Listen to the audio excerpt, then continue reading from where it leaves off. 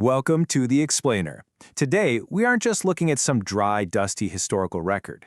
We are actually diving headfirst into a highly relatable, intensely dramatic story. It's honestly a classic tale about the universal struggle of imposter syndrome, and it's found right there in the ancient text of Exodus chapter 4. Let's get straight into it and look at a man who is trying, with literally everything he has, to completely dodge his destiny. Okay, let's kick things off by asking a question we've probably all faced at some point. Have you ever tried to talk your way out of a massive responsibility? Maybe you felt completely unqualified, or, maybe you were just terrified of failing? Well, imagine having that exact conversation, but instead of your boss or a teacher, you're talking directly to the creator of the universe, and you're looking at him and saying, "No, please, just send someone else." That is exactly where we find Moses. Section 1. Signs for a reluctant prophet. So we're picking up right where Moses drops his third major excuse on Yahweh.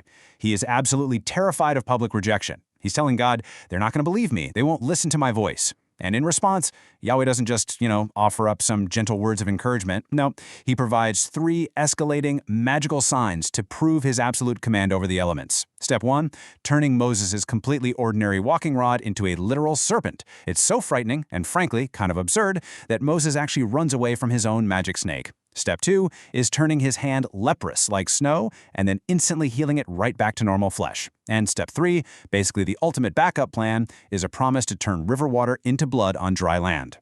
But get this, despite witnessing these mind-bending miracles with his very own eyes, Moses instantly pivots right to excuse number 4.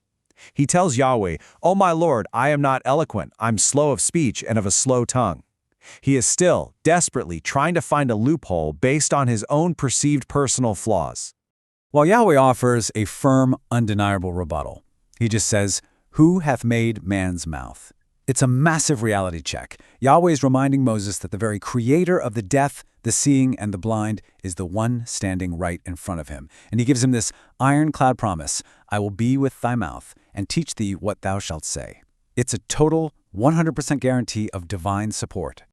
Section 2. Running out of excuses.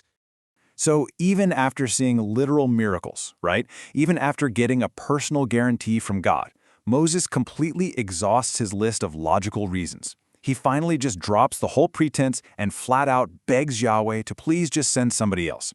And that brings us to a huge turning point. The anger of Yahweh was kindled against Moses. This final, stubborn refusal pushes a patient, accommodating mentor right into fiery anger. God has finally reached his absolute limit with Moses' procrastination.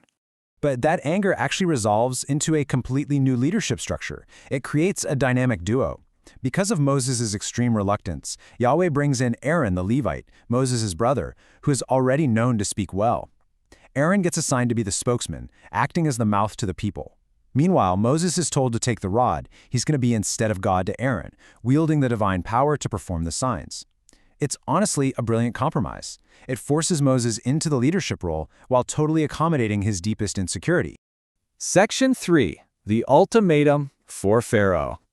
All right, so with the team technically assembled, Moses finally accepts the mission. He gets his father-in-law's blessing, packs up his wife and sons, grabs the rod of God, and heads back toward Egypt. But right before he arrives, Yahweh gives him this uncompromising, deeply chilling message to deliver directly to the most powerful man on earth. He says, "Let my son go, and if thou refuse to let him go, behold, I will slay thy son, even thy firstborn." Notice how Israel is framed intimately here as God's firstborn son. It completely sets the stage for a dramatic, nation-shattering showdown.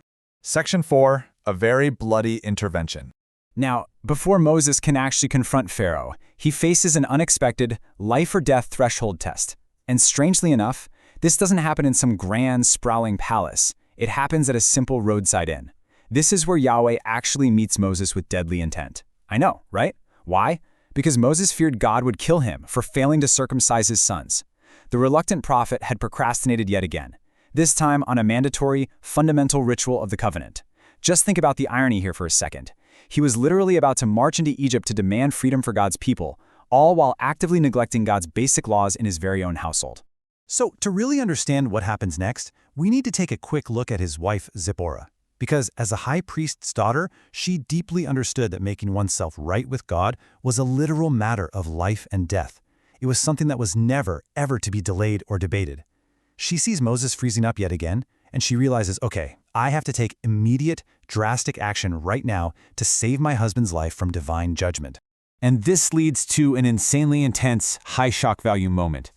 Zipporah grabs a sharp stone, quickly cuts off the foreskin of her son herself, and furiously throws it right at Moses' feet. She declares, "Surely a bloody husband art thou to me."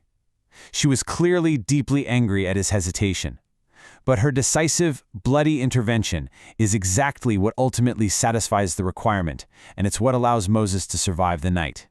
Which brings us to Section 5. The people finally believe. So, Moses survives that incredibly harrowing threshold test, finally puts his house in proper order, and heads deep into the wilderness to safely meet his brother Aaron at the Mount of God. And if we map out the timeline of events from here, we see the swift, incredibly effective execution of Yahweh's plan once Moses actually stops resisting and just does his job. Hour 1, Aaron and Moses share a joyful reunion. Hour 2, they immediately gather the elders of the children of Israel. Hour 3, Aaron speaks the words, and Moses performs the signs, and by hour 4, the people believe. Boom, it's that fast. And this brings us to just an immensely satisfying emotional resolution. The Israelites bowed their heads and worshipped. All of Moses' initial paralyzing fears, the fears that they wouldn't listen, that they'd reject him, that he just wasn't eloquent enough, they vanish in an instant. Because when the people hear that Yahweh has visited them and that he has actually looked upon their affliction, their response isn't skepticism. They don't demand better public speaking. Their response is just immediate, profound reverence. And looking at this incredible turnaround leaves us with one final, really provocative thought. What is the true cost of procrastination when destiny comes calling? Moses almost talked his way out of becoming a legend. He was relying on his own insecurities instead of leaning into his calling. It's a really powerful reminder of the hidden dangers of our own excuses and the incredible, rapid progress that can happen when we finally just step up to responsibility. Thank you so much for diving into this text with me on today's Explainer. I really hope it changes the way you look at your own moments of reluctance. Catch you next time.